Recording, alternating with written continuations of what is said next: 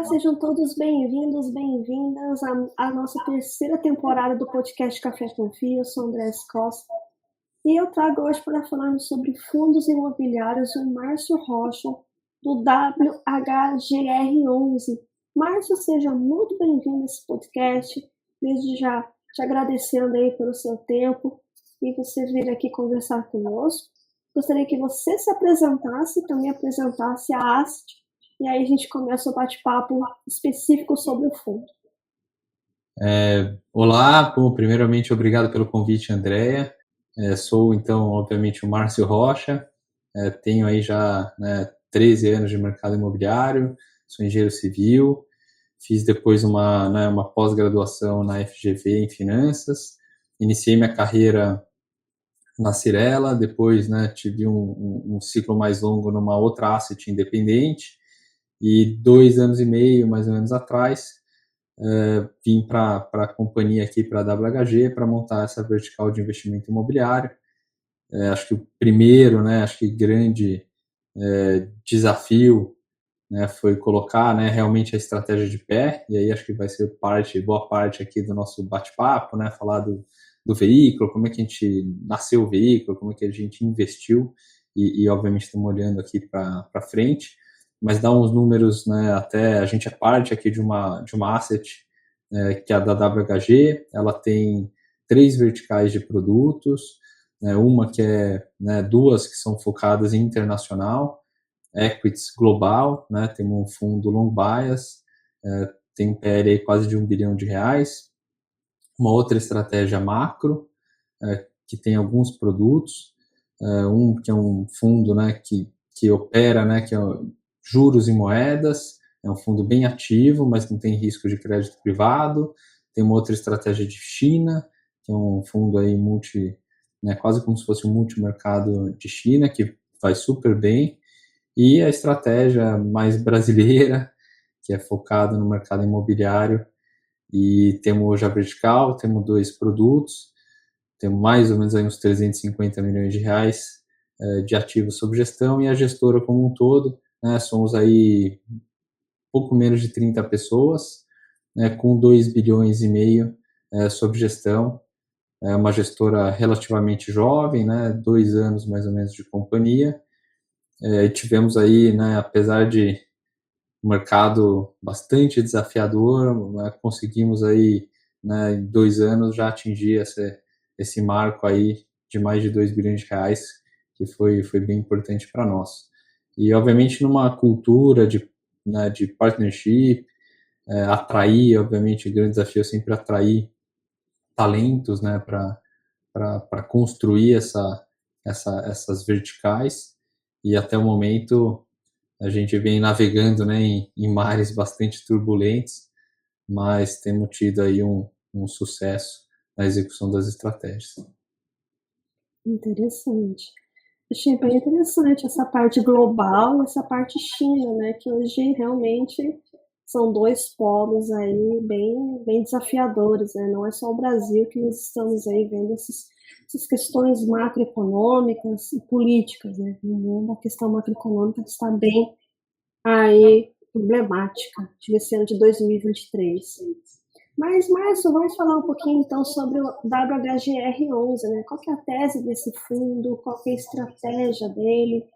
Também a gente depois falar sobre o momento atual e as perspectivas para 2023, apesar de todo esse desafio aí.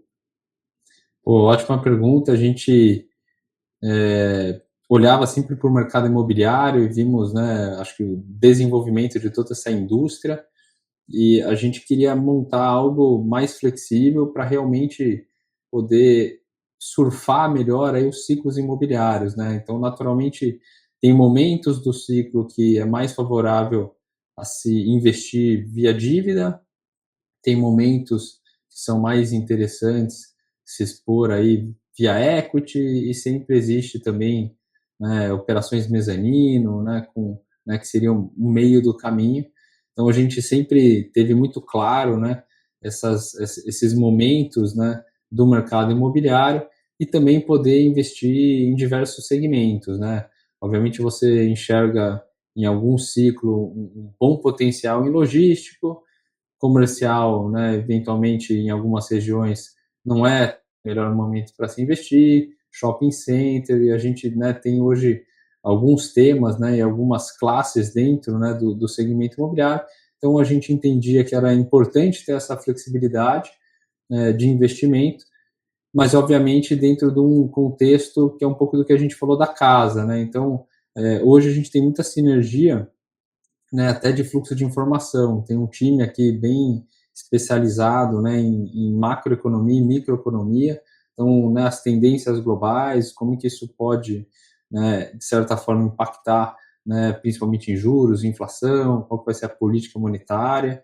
Então, a gente, né, com esse conhecimento dentro de casa e até, né, o time de ações global, né, e olha muito para fluxo de capitais, né, como que isso também, né, pode, né, impactar o nosso mercado. Então a gente se sentiu, né, obviamente confortável em nascer já com esse mandato mais amplo, e aí dessa forma que nasceu aqui a nossa primeira estratégia, né, o nosso fundo aí que é o WHGR11, um pouco do que a gente comentou de já ter nascido, né, um pouco mais de um ano atrás, já no mercado bastante desafiador.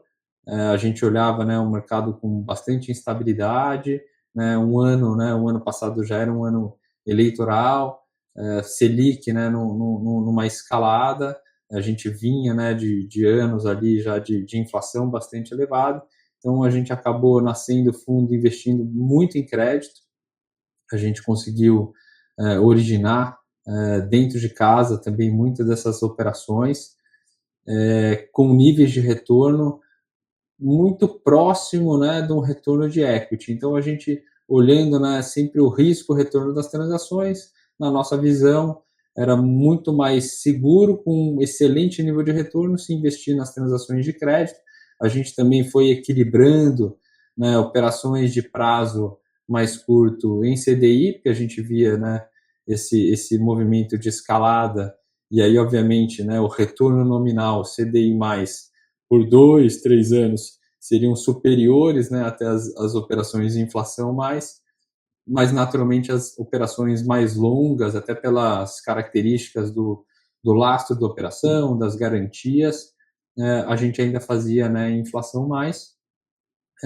A gente naturalmente consegue ganhar bastante dinheiro em todas elas, né, seja pelo carrego da operação, né, muito delas é buy and hold, mas existe um pedaço ali da nossa estratégia que é também reciclar, né, essas alocações, então a casa que acaba originando, estruturando a operação, com um nível, né, muitas vezes o preço melhor do que você acessaria no mercado, né, tem um prêmio naturalmente, né, nessas transações, e num segundo momento, né, você também consegue vender essas operações com um certo ganho de capital. Então, a estratégia do WHGR11 é ser um fundo que pode, né, alocar, como comentei, em dívida e também, né, em equity, e também em vários indicadores, né? Isso a gente vai equilibrando, né, conforme a nossa leitura de mercado. E, obviamente, não é só buy and hold, né? Então, a gente acaba tendo um pedaço do book que é mais ilíquido, né? São operações que têm prêmios maiores, são mais estruturadas, são operações que muitas vezes a gente tem 100% da operação do fundo, então a liquidez acaba, né, sendo até mais restrita, mas existem outras operações que a gente acessa, né, via Club Deals ou acaba, né, participando de alguma né, operação que está sendo ancorada ali para alguma outra casa, que a gente enxerga de uma cabeça que é uma operação mais líquida, e a gente entra, carrega, e tendo oportunidade a gente recicla, né, essas operações, realiza um ganho, até para fomentar muito desse nosso pipeline, né? Então, constantemente, a gente é acessado, né, por várias partes do mercado, né, brokers, bancos e empresas diretamente, e tem muito dessa prospecção ativa, né, constantemente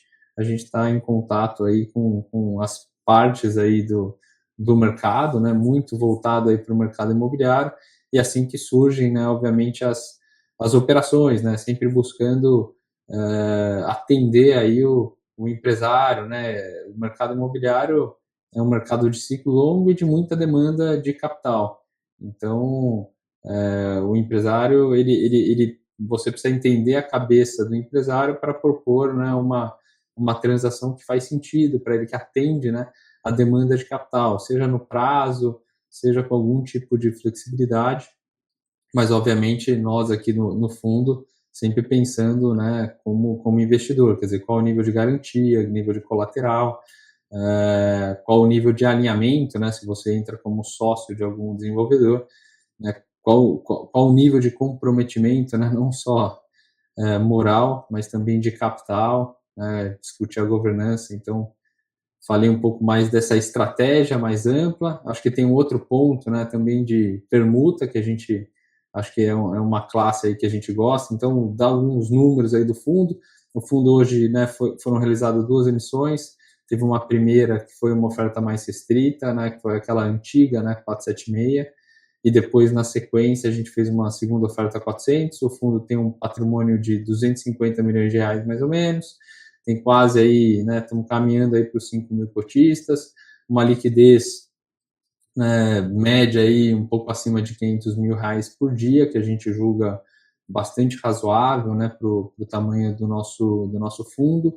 Né, hoje, 84%, né, quase 85% do fundo está investido diretamente em crédito, então são aqueles CRIs, mais ou menos metade, né, originado por nós, a outra metade, né, como eu falei, são club deals ou operações de mercado, que a gente, né, acho que no limite, se é uma operação melhor do que eu estou conseguindo originar, né, eu acabo sempre pensando no melhor risco-retorno para a nossa carteira. E aí depois 10% de fundos imobiliários, né, então a gente também investiu em fundos de crédito indiretamente. Obviamente a gente olhou aquela carteira, olhou o risco-retorno da carteira, o nível de preço que estava sendo negociado aquele fundo, e obviamente estava, né, muito interessante.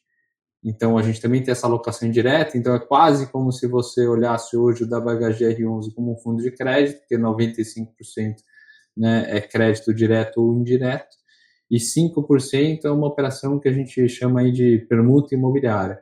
Então, permuta imobiliária residencial, a gente comprou, né, ajudou um incorporador aqui de São Paulo a comprar um terreno no bairro de Pinheiros, quer dizer, um bairro em grande expansão, muitas das pessoas, né, não só querem morar lá, então tem muita coisa acontecendo naquele bairro.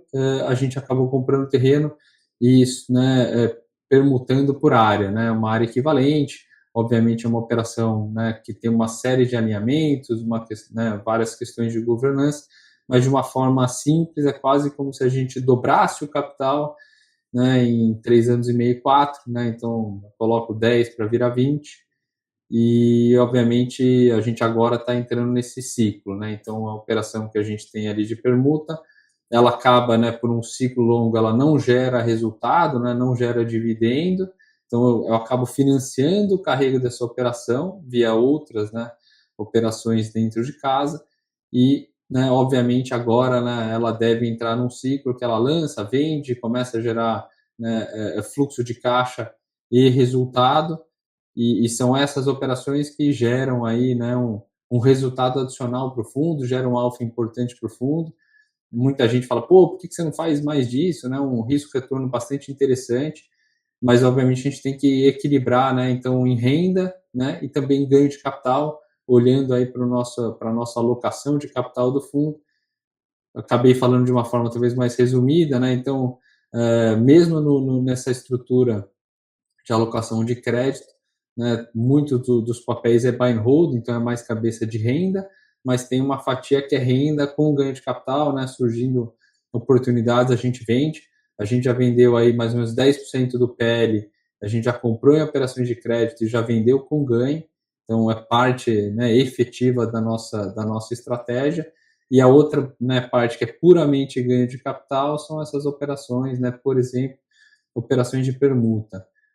Falando um pouco do momento do mercado, é algo que a gente, né, muitas vezes também não consegue negociar um pedacinho de um terreno, né, ou você faz a operação de um determinado tamanho ou efetivamente a operação não existe, e obviamente olhando, né, para outras oportunidades até de tijolo no momento, falando desse horizonte aí de 3 anos e meio, né, dobrar capital, né, você talvez com liquidez e um risco menor implícito, né, você tem muito fundo de tijolo aí bastante descontado, que talvez no mesmo horizonte de tempo é possível, né, de ter um retorno semelhante, porque você também já tem um carrego desde o início, né, não tem, né, alguns riscos, né, que obviamente a permuta ela também tem um risco comercial, né, claro que tem um risco, né, de execução que a gente mitiga bastante com quem a gente está fazendo negócio, então o prédio, né, a gente conta que o prédio vai ser lançado e construído, mas tem um risco comercial, né, de vendas. Então a gente é muito criterioso no momento de olhar aquela oportunidade, entender a oferta e a demanda daquela região, né. Até vou dar um outro exemplo, que não é uma operação de permuta, mas ela tem várias características que se aproximam de uma permuta. A gente financiou a compra de um terreno, que é é a maior operação hoje do fundo, então um terreno que era em Perdizes, a gente financiou a compra, né, de parte desse terreno, e agora, né, nesse mês de março, esse projeto foi lançado. Então, antes do lançamento do projeto, a gente, né, recebeu um número de unidades em garantia e é um projeto vizinho a PUC São Paulo. Então, ele está realmente assim, 50 metros você está na PUC São Paulo. A gente estudou, né, muito oferta e demanda daquela região. A gente olhou muito o histórico daquele incorporador que já tinha desenvolvido outros 3 projetos naquela, né, naquela micro-região. É um incorporador que também tem um longo histórico aqui em São Paulo, né, mais de 50 projetos já lançados e desenvolvidos em São Paulo, mas naquela micro-região ele teve um sucesso muito grande. Era um terreno também de esquina, né, ficou uma implantação maravilhosa, e apesar, né, talvez de um momento bastante desafiador para esse mercado residencial, né, juros bem elevados, a gente tem notado, né, na cidade de São Paulo em geral, né, o médio alto padrão, né, com uma velocidades de venda, né, abaixo, né, do que vinha sendo é, concretizado. O nosso empreendimento lançou e foi assim realmente, né, dado o momento de mercado, foi muito bem. Por quê? Porque o projeto ficou muito bem desenvolvido numa região que tem uma demanda latente, né? Acho que a universidade ela traz, né, não só aquele público de investidor para locação, né, um público que quer morar naquela região por vários outros motivos, né? Acho que o bairro de Perdizes também é um bairro, né, extremamente agradável para se morar. Então, quando a gente faz essa análise, né, seja para operação de permuta, seja para uma eventual sociedade, ou até para as operações de crédito, a gente analisa realmente como se a gente fosse sócio do negócio. E acho que até o momento a gente soube, né, acho que alocar mais em crédito, criar as estruturas e também olhar muito no detalhe o operador e também, né, o projeto. E até o momento a gente tem tido um sucesso muito grande nessas estratégias. Bem interessante. E aí surge duas questões, né? Esse ano desafiador, com tudo que você pontuou a respeito, né, em termos macro e até mesmo de ciclo imobiliário, quais são as perspectivas que você tem para o fundo em específico para 2023, em termos de emissão, ou até mesmo em termos aí, né, em relação à carteira do fundo? E eu também te pergunto, esse momento em relação aos fundos de papéis, né? Que é o que compõe praticamente 95% da carteira do fundo. Como é que você viu esses movimentos e como é que você está observando em 2023 a respeito? Não, boa pergunta. Acho que olhando assim até a nossa breve história, naturalmente a gente nasceu investindo, né, já de uma forma equilibrada. Num primeiro momento, a gente foi ampliando de uma forma gradual até as alocações em CDI. Então o fundo, né, nasce com, sei lá, mais de 65%, né, quase 70% em inflação e 30% mais ou menos em CDI. A gente caminhou para quase, né, próximo de 40% em CDI e 60% em inflação, e agora a gente já vem, né, talvez se antecipando um pouco, já reduzindo e aproveitando até algumas operações de inflação, né, aonde a gente foi um pouco mais diligente e não abrimos mão, foi de, né, boa parte das nossas transações possuem garantias reais, então a gente viu aí, iniciou um ano, né, com crédito privado, né, não só o caso de Americanas, Light, então acho que ter, né, essas garantias reais numa avaliação nossa, né, muito se fala em LTV, né, loan to value, né, que a gente se sente confortável, então até o momento não tivemos nenhum caso de atraso, né, nenhum dia de atraso no fundo, nenhum pedido de renegociação, quer dizer, as operações, né, foram desenhadas e estão saudáveis, por quê? Porque os lastros também, né, tem correspondido, então, seja aquela laje corporativa, ela continua alugada, o inquilino continua pagando, né, obviamente, seu aluguel, a gente tem shopping, que a operação, obviamente, vai bem, o residencial, né, o que era um terreno, né, se transformou num projeto aprovado e agora lançado com sucesso comercial, então, né, obviamente, quem está do outro lado, tomando dinheiro, ele ainda enxerga bastante valor no ativo que ele tem em mãos, quer dizer, o equity ainda tem um valor importante. Então, acho que isso é fruto, né, muito do nosso processo de investimento, né? E isso foi algo que a gente construiu e apesar do mercado, né, desafiador, a gente talvez acaba olhando o copo meio cheio, né, o copo meio cheio de olhar para as oportunidades e saber, né, quão privilegiado a gente acaba estando do lado da mesa de estar capitalizado para realizar esses investimentos nesse momento mais desafiador. Então, o fundo ele acaba nascendo, ele fez, acho que, né, em linha com o que a gente imaginava de distribuição, onde a gente enfrentou talvez um momento que a gente talvez não tinha essa previsão, pelo menos com essa magnitude, foi a deflação.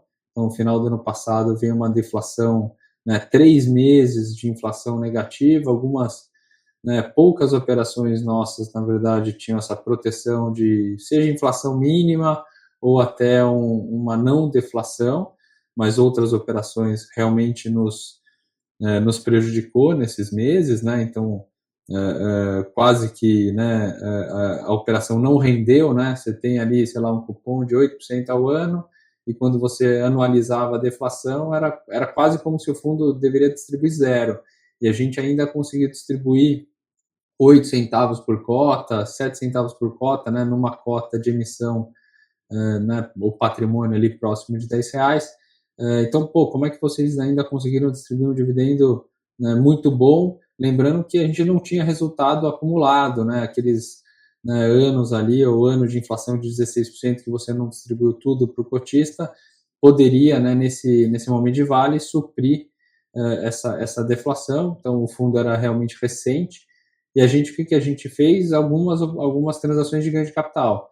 Então, a gente vendeu algumas operações de crédito com ganho de capital, a gente teve né, um pré-pagamento de uma operação que também tinha uma multa de pré-pagamento, a gente realizou novos investimentos, e aí tudo vai para o fundo, né? Então, muitas vezes é uma operação, uma inflação mais X, e tem muitas vezes um FII, né, de originação, de estruturação, que é convertido para o fundo. Então, nesses meses aí de deflação, obviamente o dividendo acabou caindo, porque a magnitude foi muito alta e por 3 meses consecutivos, mas a gente trabalhou, né, de uma forma bastante ativa para ainda assim, né, sustentar um dividendo bastante interessante na nossa visão, dado a magnitude da deflação. E aí, olhando para frente, o fundo, né, obviamente, acho que esse foi um movimento que machucou muito os fundos de crédito, então esse dividendo mais baixo, ele acabou, né, que o mercado, né, de varejo, em grande parte, entrou com uma pressão vendedora bastante alta, vários fundos negociando com um desconto importante em relação ao seu valor patrimonial, o que obviamente deixa, né, um cenário de nova emissão mais desafiador. Então, obviamente, a gente segue, né, trabalhando muito né, com o ativo que a gente tem, então, olhando, né, qualquer tipo de oportunidade de vender e melhorar o carrego do fundo, é algo que a gente está bem atento. Essa operação que a gente falou rapidinho de permuta foi um ciclo longo, né, que eram vários, né, terrenos, então você tem ali um processo, né, até aprovar o projeto, né, agora que ele tá vindo para a rua, então ele vai começar também a destravar valor. Com isso, a gente acredita, né, que o fundo já distribuindo esse dividendo consistente e potencialmente crescente, a negociação dele deve, né, em algum momento, fechar esse gap, né? O que a gente enxerga hoje é que existe aí um desconto bastante elevado sem fundamento, né? Se a gente tivesse, obviamente, alguma operação com, né, com uma iminência de inadimplência, algo que, né, que justificasse, né, o tamanho do desconto, obviamente a gente não é o único fundo descontado, existem, né, outros fundos na indústria também, mas é um pouco do que a gente até estava falando aqui antes, né, André? Existe ali, né, os fundos de crédito, né, conceitualmente não deveriam negociar com desconto relevante em relação ao seu valor patrimonial, né? Porque muitos deles, né, já estão com seus papéis marcados, né, de acordo, né, com o mercado. Então ele deveria, né, eventualmente, em algum momento do ciclo um pouco abaixo, até alguns momentos, né, ele pode e deve até operar com algum nível de ágio, né, até pela qualidade das operações e que ninguém consegue acessar. Então, né, acaba sendo um veículo ali que pode ter algum nível de prêmio, sim, mas no momento atual a gente vê um desconto importante desses fundos de crédito. Os fundos de tijolo, eles entram, né, com outro rito, né, então as avaliações, né, geralmente são anuais, né, você faz um fluxo de caixa descontado, então por mais que aquele, né, fundo de tijolo ele está com uma vacância, vamos, né, imaginar aqui um fundo que tem uma vacância importante, mas se é um ativo numa região que existe demanda, em algum momento ele vai alugar, né, em algum momento você vai ter esse fluxo de caixa, você desconta, então tem um valor patrimonial. Mas se o dividendo, né, ele realmente está muito baixo, quando você está nesse ciclo, né, de Selic mais alta, a gente já viu, né, em vários ciclos, né, acho que agora já tem aí talvez né, alguns ciclos de Selic, né, crescente e decrescente, e fundos imobiliários aí já com mais de 10 anos de história, então é muito nítida, né, essa correlação. Então, fundos de tijolo negociarem com desconto nesse momento é algo que a gente já viu acontecer, já viu que eles vão, né, provavelmente se recuperar quando, né, aí depende um pouco dessa visibilidade, quando os juros, né, potencialmente começa a cair, né, isso eu acho que é a nossa essa é a nossa grande discussão diária aqui, né, na casa: juros, inflação, política monetária, o que vai acontecer. A gente entende que está num patamar bastante elevado, já, né, já estamos no pico.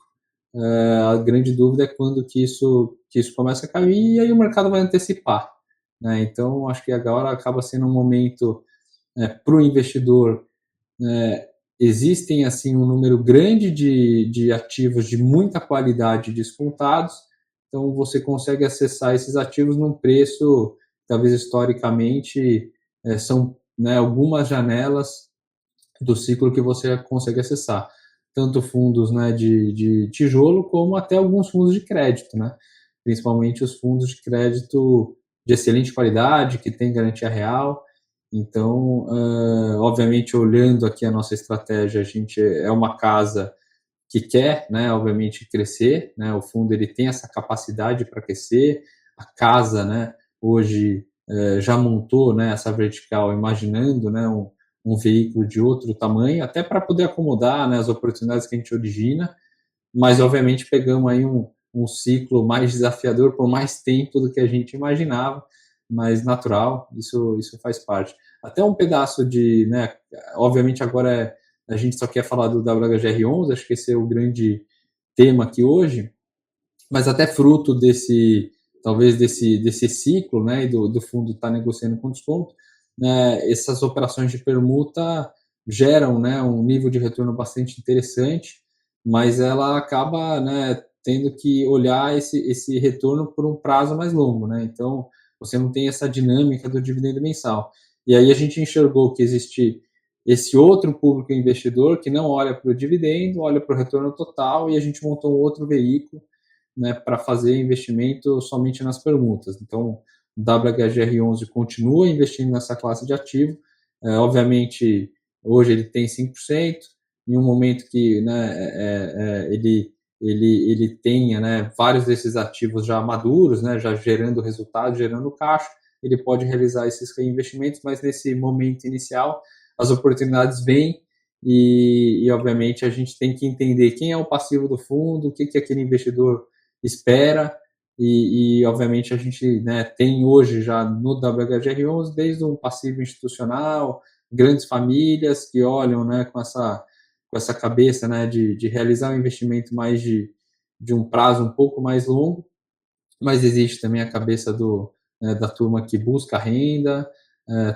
Obviamente, acho que o veículo hedge fund ele acaba, né, simplificando muito a vida dessa turma para poder ajudar ele a operar melhor esse ciclo, né, de estar eventualmente mais em dívida, mais em equity, mais em high yield, mais em high grade. Então, essa é a proposta do fundo, mas para ele entregar, né, de forma plena, o fundo também precisa crescer.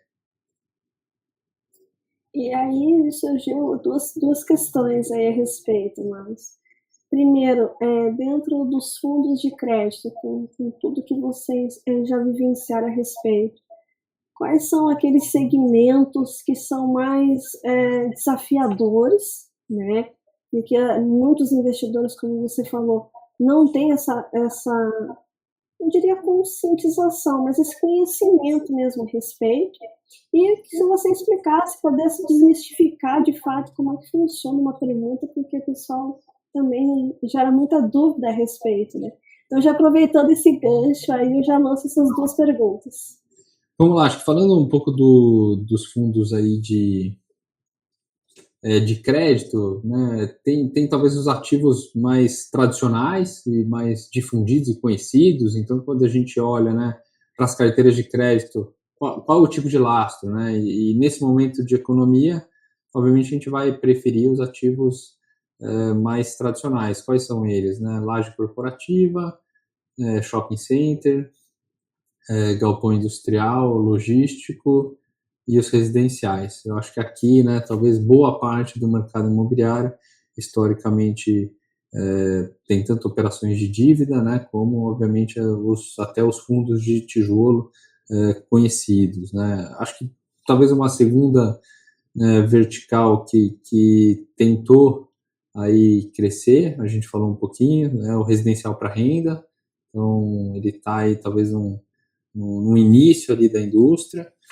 E, obviamente, a gente tem visto mais, talvez, desafios, e acho que até mais recentemente, né, não só na mídia, né, fatos relevantes, dos multipropriedades, né, daquela propriedade fracionada. Então, acho que nesse momento, quando o investidor deve olhar para o fundo de crédito, acho que a primeira pergunta é qual a exposição a cada segmento, qual o nível de colateral que existe, né, são ativos performados ou são ativos em desenvolvimento. E, naturalmente, quando você fala de ativos, né, já performados, você tem mais comparáveis, né, para entender até a liquidez daquele ativo, se ele é mais fácil de gerar fluxo de caixa ou não, porque os outros segmentos ainda têm, né, talvez menos dados aí históricos para você avaliar. E mais recentemente, naturalmente, com esse nível de taxa de juros, principalmente acho que aqueles ativos vocacionados, né, ao turismo, eles se alavancaram bastante, a demanda, né, por esses ativos caiu, e aí a gente está vendo aí uma série de fundos que naturalmente eram high yield, né, talvez muitos dos investidores, né, não tinham essa consciência, e obviamente agora, né, está tendo evento de inadimplência. Quando você vai para o mercado institucional, né, o institucional entende isso, né, ele sabe o que é né, ativo de risco, um ativo de menor risco, e obviamente ele compõe a carteira, ele tem, né, obviamente, profissionais que acompanham, né, essa performance desses investimentos. Muitas vezes para esse investidor institucional não está sendo uma surpresa, né, que alguns ativos, né, como esses entraram, né, num ciclo bastante desafiador, e aí é natural, né, você ter que ir para a mesa, entender como é que o ativo, né, vai performar, se ele ainda não concluiu, né, as suas obras, da onde vai vir essa equação de capital, mas talvez a pessoa física ela foi pega, né, de surpresa. Então acho que vale aqui comentar, tem que ter muita atenção, né, aonde que você está investindo, qual o perfil, né, e estratégia daquele gestor, qual é a habilidade daquele gestor, né, o histórico, até nesses ciclos bastante complexos que a gente já viveu, né, eu já vivi isso, né, comecei minha carreira em 2009, então, né, nasci naquele mercado mais pujante, 2010, 11, 12, o mercado crescendo, várias empresas ainda fazendo follow-on. Depois, né, você tem ali um ciclo aí de 2014, 15, 16, muito complexo, várias das empresas muito alavancadas, garantias, né, se deteriorando. Então, né, acho que agora a gente volta, né, a viver um ciclo com uma classe de ativo que cresceu muito rápido, né, e ainda não tinha muito claro, né, como é que ela ia ocupar esse espaço no mercado. Então, acho que esse é o primeiro capítulo, né? E acho que o outro lado, falando do investimento de permuta, acho que eu vou tentar, né, explicar de uma forma simples, até porque o investimento, né, a natureza, ele é relativamente simples, né? Então, a gente identifica, né, uma oportunidade, então um terreno, é, vou falar aqui da oportunidade que é um terreno residencial, a gente realiza a aquisição desse terreno, pode ser 100% do terreno, pode ser também uma parte desse terreno, e aí o nosso investimento a gente troca por uma participação na área do projeto.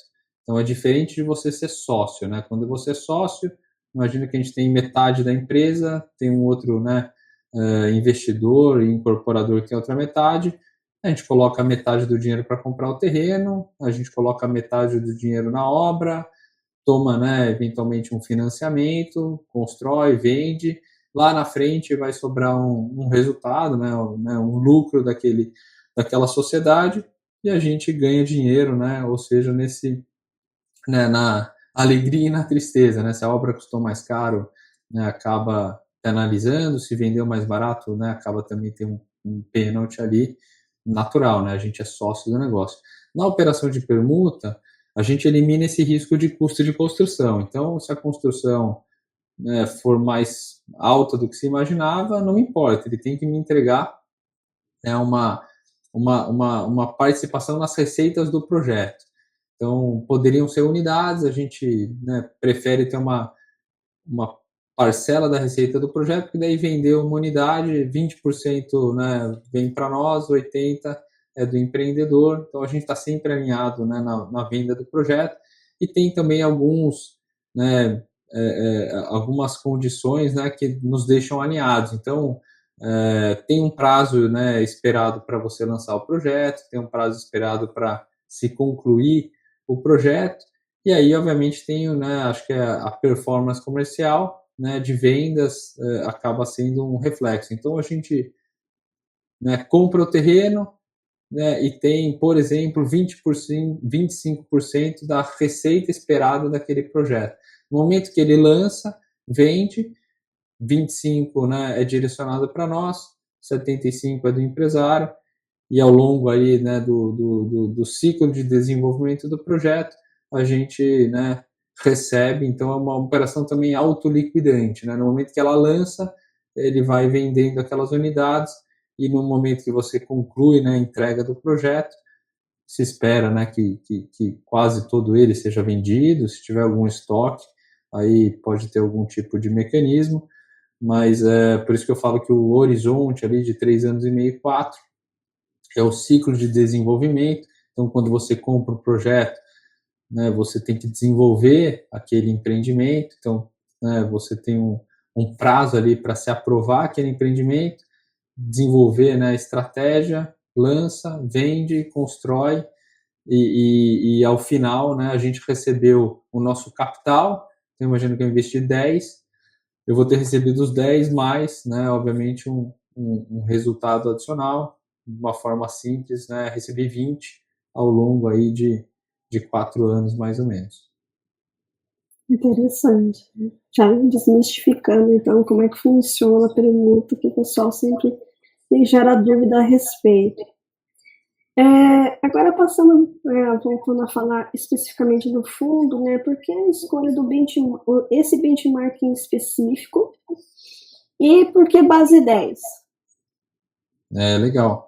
Acho que até um pouco não só da escolha do benchmark, mas acho que até é importante falar da estratégia, né, do hedge fund. A gente acha que é um veículo assim muito bacana para as pessoas, porque elas acabam acessando investimentos que eram restritos a esse público institucional. A gente acabou falando aqui da permuta, mas tem alguns, né, outros investimentos na carteira que as pessoas físicas, né, não teriam acesso de uma forma direta. Então, são investimentos de prazo até mais longo, que a gente consegue, né, operar com um nível de retorno mais alto, só que acaba tendo uma liquidez, né? Então, a pessoa física, né, assumindo que o fundo, né, negocia um volume razoável, né? Então, em D mais 2, né, ele pode investir, desinvestir, mas surfar, né, esse retorno aí imobiliário bastante interessante. Falando do benchmark, a gente olhou muito para a indústria e viu, né, vários exemplos de benchmark. A natureza do mercado imobiliário, na nossa opinião, é inflação. Então, nos ciclos longos, você vê, né, os ativos imobiliários ou obviamente, os contratos. Então, a gente sempre pensa aqui com uma alocação imobiliária, inflação mais. Então, essa né, parte da nossa decisão, por que não IFIX, por que não CDI? Então, a gente escolheu, né, um bench de inflação. Então, o yield do IMAB acaba sendo aí até um dos principais, né, benchmarks da indústria para, né, para benchmarks que são inflação mais. Então, era também difícil, né, de você falar, inflação mais X, né? Como no Brasil, né, esses ciclos, né, acabam, né, tendo, né, alterações, e é um fundo de um prazo, né, indeterminado. Então, em determinado momento da indústria, a inflação, sei lá, a gente viu o fundo levantando com benchmark de inflação mais 5. Para hoje, né, a inflação mais 5 parece pouco. Então, a gente criou, obviamente, é um yield do IMAB mais inflação, e em momentos que esse yield do IMAB, né, pode estar num patamar muito baixo, a gente também estabeleceu um mínimo. Então, esse é o racional. A gente acha que é um benchmark bem justo, né, para o investidor, bem alinhado também. No momento atual, é um benchmark que está num patamar elevado, né? Então, o yield de uma B+, né, hoje está num ciclo, mas é o que a gente falou, né? Né, o fundo é de um prazo longo, e a gente quis, né, obviamente, determinar um benchmark que estaria muito alinhado com a natureza do nosso investimento. E por que base 10? Por que a base 10 a gente viu, né? Acho que até no momento que a gente foi trazer o fundo, a gente viu vários fundos, né, migrando para a base 10, sejam eles, né, já nascendo com a base 10, ou seja, já demonstrava, né, uma sinalização de uma demanda desse, né, ou de uma boa aderência, né, porque se sai um fundo base 10 e depois ele muda para base 100, não, a gente viu um primeiro com base 10, outros, né, saindo com base 10. A gente falou com os distribuidores e eles, né, até nos apresentaram essa boa sinalização. A gente viu que esses fundos têm uma liquidez mais elevada, né, que os fundos de base 100. Então, acabou que foi até, né, nós aqui que acabamos até aceitando aí uma sugestão dos distribuidores de demonstrarem que, ó, os fundos de base 10 estão tendo uma aceitação muito positiva, tem tido aí uma liquidez mais alta, né? O bid and ask que fica na bolsa, né? Eles ficam mais estreitos, então a gente, né, se convenceu que tinha mais benefício. Até reflexo disso, a gente viu até fundos mais antigos, né, convertendo para a base 10. Então, acho que o motivo não tem nada de muito complexo. Era algo que a gente via, né, que as plataformas, né, enxergavam com bons olhos, e o reflexo disso era uma liquidez mais elevada e um bid-ask mais estreito. Maravilha. Márcio, mais uma vez gostaria de te agradecer por você ter aceito o convite. Antes da gente já, né, ir para a finalização desse episódio, e gostaria de te perguntar, né, o momento jabá do fundo imobiliário, né? Por que investir no WHGR11? Pô, obrigado mais uma vez pela oportunidade, André. Acho que uma das, né, formas aí de por que investir no WHGR11, a gente até incluiu alguns meses atrás uma tabela de sensibilidade no fundo, né? Então, muitas das pessoas não tinham claro, né? O fundo está negociando com desconto em relação ao patrimonial, o que, que isso significa? Então, a gente, né, como 85% da carteira é crédito direto, falou, pô, vamos demonstrar para essas pessoas que nesse nível de, né, de preço, o que, que seria o equivalente da nossa carteira, né? Ela está comprando essa carteira de excelente qualidade, né, com ativos reais em garantia. A gente falou aí, a gente financiou a compra do edifício Pátio Malzone, são 6 lajes, 4, né, alugadas para o Google, e você acaba acessando isso, né, com um desconto tremendo. Então, toda pessoa que, né, tiver a curiosidade vai entrar no nosso relatório gerencial, vai ver que tem essa tabela, e aí acho que muito difícil de se encontrar hoje na indústria, né, um retorno equivalente com o risco implícito da nossa carteira. Acho que a gente segue, né, muito convicto da nossa execução da estratégia, a gente não abriu mão, né, de tomar mais risco para entregar um retorno adicional, só que com risco adicional desproporcional, mas o mercado, né, como a gente falou, André, viu, né, respingar em vários fundos, então ativos, né, high yield que podem estar potencialmente com problema, a gente acabou entrando aí no reflexo, mas que quem tiver aí a oportunidade de ler o relatório vai ver essa tabela e por isso que a gente entende que está no momento aí de uma grande oportunidade de aquisição do. Agora é o momento das considerações finais e mídias sociais, e mais uma vez te agradecer, Márcio, por estar aqui conosco conversando a respeito e trazendo aí um pouco sobre a WHG e o fundo WHGR11. Pô, acho que até falando um pouco de mídias sociais, né? Nós aqui, a casa, né, WHG, a gente é bastante ativo, né, nos nossos meios de comunicação. Então, tem desde o Instagram, Wealth, né, High Governance, temos também Telegram, temos o Twitter. Então, muita informação, né, sobre investimentos estão ali. Amanhã, convido a todos, né, a gente tem um episódio aí mensal que é o WHG Overview. Ele é liderado, né, pelo Andrew, que é o nosso CIO, e o Fernando Fenoli, o nosso estrategista e economista aqui, chefe, que acaba, né, trazendo essa visão, né, como que a WHG está enxergando, né, esse cenário internacional, né, de investimentos e a performance até desses investimentos de uma forma geral. Então, convido, né, todos vocês a acessarem nossa transmissão e até conhecer um pouco mais, né, da gestora, do nosso trabalho, né, tem várias estratégias disponíveis em várias plataformas, então os nossos fundos, né, não só o WHGR11, eles estão aí disponíveis nessas plataformas, e além disso tem o nosso site, né, então o site, né, da WHG fala obviamente de todos os produtos, e a gente tem um canal aqui também de RI, então surgindo dúvida, né, querendo conhecer um pouco melhor o nosso trabalho, a gente fica muito feliz de poder levar conteúdo e conteúdo de qualidade. Maravilha.